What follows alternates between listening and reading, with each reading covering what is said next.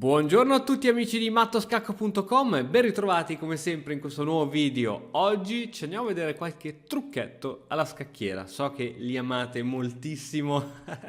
In particolare andremo a vedere la partita italiana, cavallo F3, cavallo C6, alfiere C4. Questo penso che per chi risponde con E5 è una delle mosse più giocate e io qui consiglio sempre alfiere C5 per avere un gioco tranquillo ed evitare che il cavallo possa andare su G5 poiché c'è la nostra donna che copre questa casa. Tuttavia, oggi voglio mostrare questa variante con cavallo F6 che in qualche modo è molto succulenta per il bianco perché lo invita a fare quello che viene chiamato il knight attack.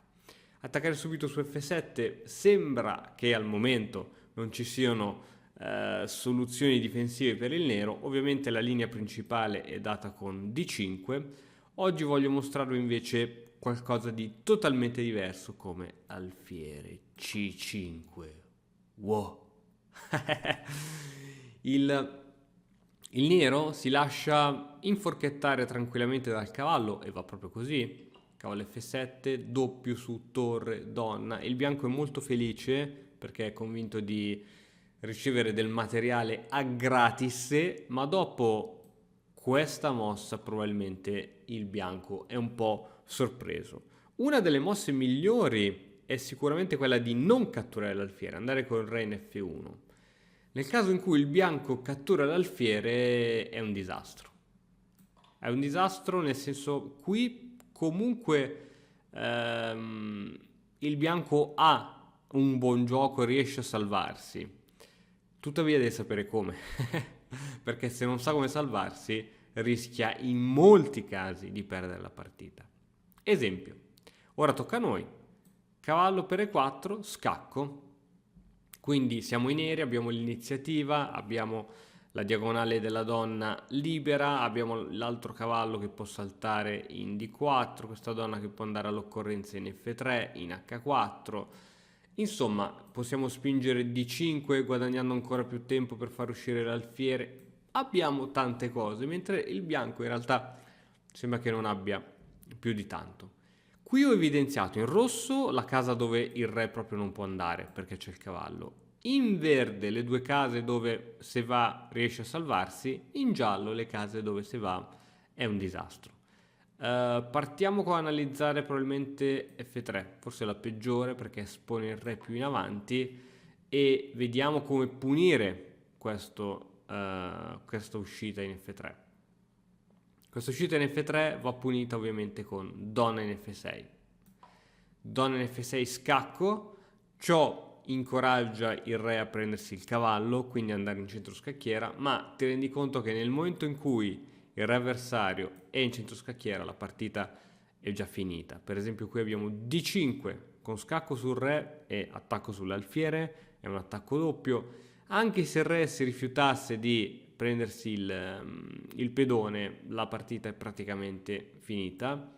Se invece il bianco decide di catturarsi questo pedone, la partita finisce lo stesso, poiché abbiamo donna F4, la donna è supportata dal pedone, il re si deve spostare nell'unica casa disponibile, poiché queste qui sono tutte occupate dalla donna. Re D3, donna D4, adesso permettiamo questa via di fuga al re in modo assolutamente volontario. Adesso intanto ci pappiamo l'alfiere, minacciamo il cavallo e minacciamo entrate di questo tipo. Lui si pappa la torre e adesso abbiamo addirittura anche alfiere G4 con infilata, dietro c'è la donna e qui direi che il nero vince la partita. Ritorniamo indietro a vedere un'altra possibilità da parte del bianco. Ecco, quando si fanno gli attacchi di questo tipo noi puntiamo tanto sull'errore dell'avversario, perché se noi siamo preparati a livello teorico, il nostro avversario no, può essere che vinciamo tante di queste partite. Abbiamo visto Re F3, andiamo a vedere Re F1 che sembra una delle apparentemente migliori, ma qui abbiamo non donna F6, poiché lui può pararsi con donna F3, quindi le due donne si guardano, anzi probabilmente si forza quasi il cambio.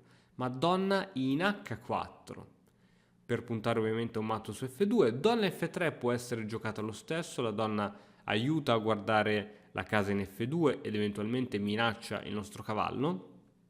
A questo punto la donna, non essendo più in D1, ha lasciato scoperto la casa C2 e chi è che deve andare qui?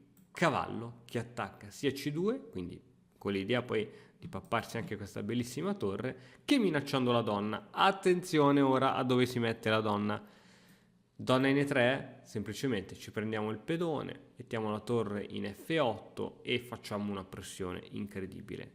Ok? Altre case in realtà per la donna non ci sono, perché la donna deve sempre cercare di tenere il punto in F2, quindi se la donna per qualsiasi ragione si allontana troppo da F2 perde la partita. Non ci sono proprio, non mi vengono anche in mente altre mosse possibili per la donna. Ok, torniamo indietro tutta. Ok, abbiamo visto Re F3, abbiamo visto Re F1, andiamo a vedere su Re in E1. Re in E1 che torna a casa come Marlena. E a questo punto ancora dobbiamo essere subito belli aggressivi con donna in H4. Si minaccia a brevissimo questo attacco fortissimo, perciò il bianco qui giocherà G3. Ovviamente se gioca re in E2 si prende il matto a breve con donna in F2, il re, unica casa disponibile è quella di andare in D3, ma adesso c'è il matto, riesce a vederlo un matto in due mosse. Stop anche il video.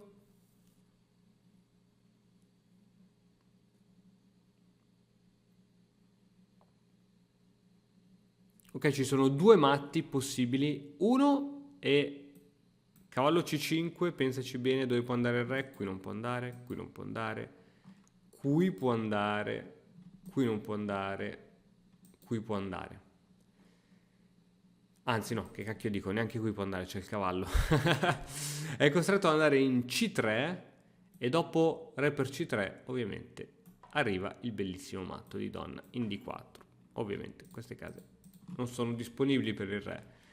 L'altra possibilità, se l'hai vista, ti faccio comunque i miei complimenti, è cavallo B4 scacco, il re è costretto a mangiarsi questo cavallo e adesso c'è donna in F4 e tutte queste case non sono più disponibili per il nostro re.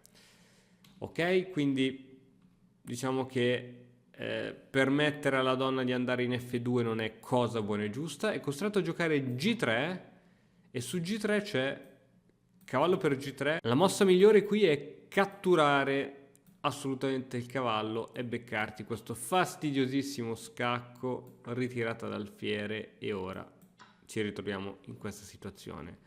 Se invece non vuoi catturarmi il pedone ma giocare per esempio donna F3, questa è pessima perché su cavallo per H1 ti becchi lo scacco di scoperta, quindi non mi puoi neanche catturare il cavallo, il re deve abbastanza spostarsi e adesso abbiamo sempre la nostra torre F8 che è micidiale.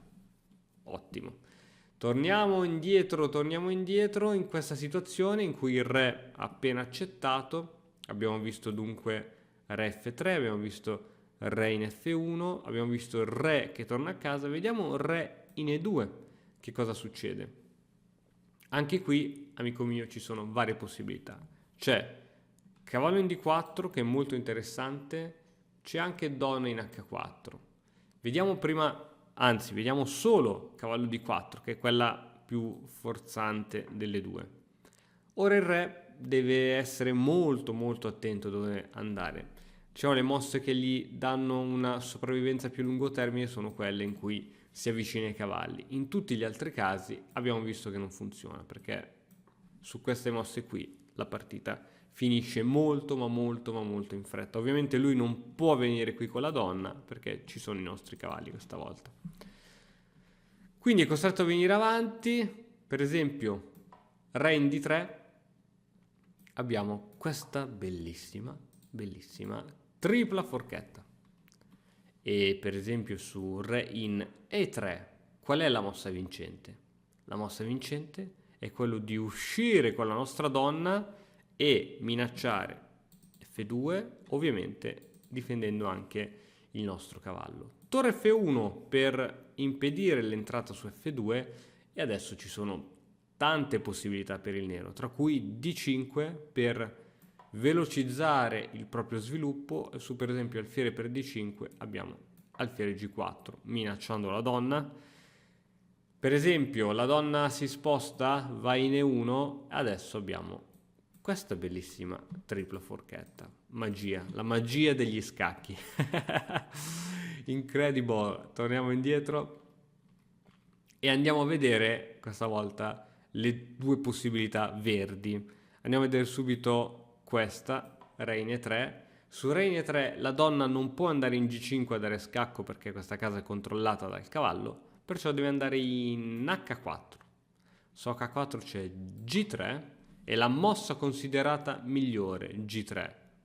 Se per esempio il bianco fa un'altra mossa tranquilla come D3, minaccio il cavallo, creo eventualmente una casa di fuga, non si sa dove perché qui c'è il cavallo, una mossa di questo tipo farebbe immediatamente perdere con un matto in 2. Donna in F4, unica casa salva è la casa in E2 e su E2 donna F2, scacco matto. Quindi l'unica possibilità per il bianco è quella di giocare non D3 ma giocare G3 e qui bisogna continuare poi con la cattura e abbiamo la possibilità poi di andare con la donna in D4 e di catturare all'occorrenza quel bellissimo alfiere. E torniamo indietro ancora. Su questa mossa ci manca da analizzare range 1. Su range 1 ancora una volta donna in H4. Donna in H4 dà sempre una mano a guardare il cavallo e minaccia sempre questo matto che deve essere difeso. Ci sono due possibilità da parte del bianco. G3 che è considerata sempre la migliore oppure donna F3. Guardiamo donna F3 che sembra quella più normale, non si rischiano apparentemente scacchi qui e infatti non c'è nulla dopo uno scacco di quel tipo. Torre in F8 sempre dando un grande fastidio e in futuro si può spingere anche D5. Donna in E3 per togliersi da questa fastidiosissima inchiodatura, cavallo in F2. Cosa accade se il bianco decide di catturare questo cavallo con la donna? Cattura. Noi ora ci possiamo prendere questo bellissimo alfiere e praticamente si prenderà tranquillamente quel cavallo che non può spostarsi, che è inchiodato. Per esempio ora il bianco gioca D3 per minacciarci la nostra donna e dopo una situazione di questo tipo io direi che il nero sta molto bene, ha possibilità di andare col cavallo in posti minacciosi. Il primo posto minaccioso è C2, l'altro posto minaccioso è E2 e fare matto, e quindi diciamo che il vantaggio di sviluppo e di opportunità da parte del nero sono tanta roba. In più anche un pedone in più, quindi questa partita a gioco corretto è vinta da parte del nero. Ci manca da vedere ora la possibilità in cui torniamo indietro. Ok, su donna H4 il bianco non giochi donna F3 ma gioca G3. Su G3 ancora una volta cavalluccio cattura G3. H per e adesso ci prendiamo questo pedone, sembra che siamo tanto sotto di materiale, ma ancora una volta la nostra torre F8 ci darà una mano. Dopo D5 e l'uscita del nostro alfiere su G4 la partita diventerà molto interessante. Ci saranno molte forchette che potremo fare con la nostra donna, con l'aiuto del nostro cavallo, con la torre, insomma sarà interessante. In questa posizione specifica il motore scacchistico dà un vantaggio leggerissimo al nero, quindi è interessante. Bene, io ti invito a giocare questo contrattacco totalmente inaspettato e diciamo un po' fuori dalla teoria, poiché la teoria consiglia D5 e poi comunque bisogna essere molto ops, qui subito volevo dire,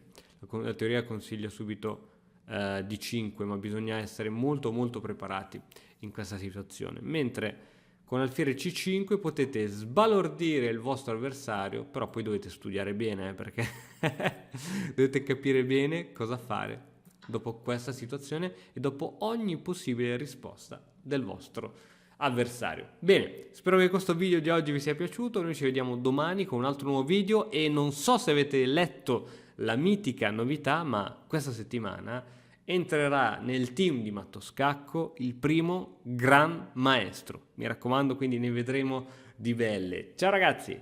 E ora per continuare che cosa posso fare? Beh, innanzitutto ti consiglio di iscriverti al nostro canale in modo tale da non perderti le nuove video lezioni. E poi puoi vedere il video che è stato più cliccato in questa settimana. Ci vediamo, ciao!